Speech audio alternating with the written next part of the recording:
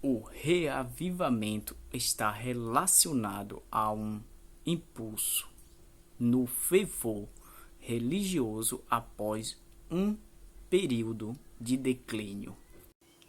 A reforma é uma mudança, uma reorganização nos costumes e prática juntos aos hábitos. Vamos refletir este dia com Deus, na voz do pastor Gilson. Bíblia na essência, palavra de Deus. Vamos dar a mensagem.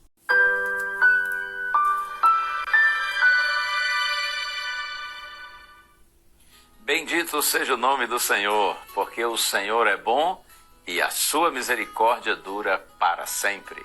Texto bíblico para hoje, segundo o livro dos Reis, capítulo 22. Eu leio os versos 1 e 2. Josias tinha 8 anos de idade quando começou a reinar e reinou 31 anos em Jerusalém. A mãe dele se chamava Gedida e era filha de Adaías de Boscate. Josias fez o que era reto aos olhos do Senhor. Andou em todo o caminho de Davi, seu pai, e não se desviou nem para a direita e nem para a esquerda. Veja que surpreendente isso. A Bíblia está falando aqui de um rei chamado Josias, que começou a reinar com 8 anos de idade. Claro que nesses primeiros anos, quando ainda era um garotinho, ele estava sob o cuidado e a direção de alguns homens sábios e experientes de Israel. Mas o fato é que esse garoto, ele era um jovem de natureza profundamente religiosa e ele se tornou um rei brilhante. Israel viveu uma das maiores reformas religiosas da sua história durante o reinado de Josias.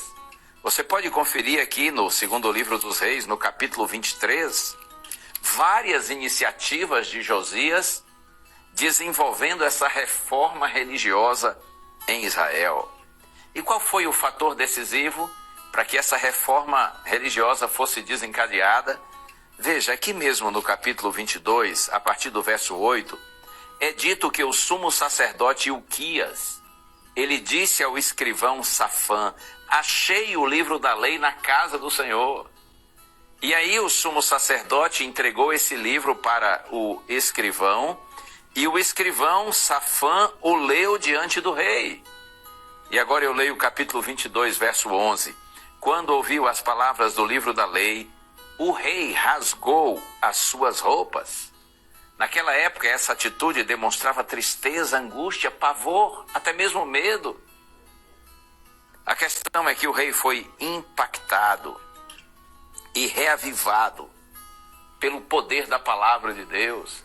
Esse livro da lei provavelmente era o livro de Deuteronômio, que estava esquecido e perdido dentro da casa do Senhor, dentro do próprio templo. Imagine que paradoxo, não é?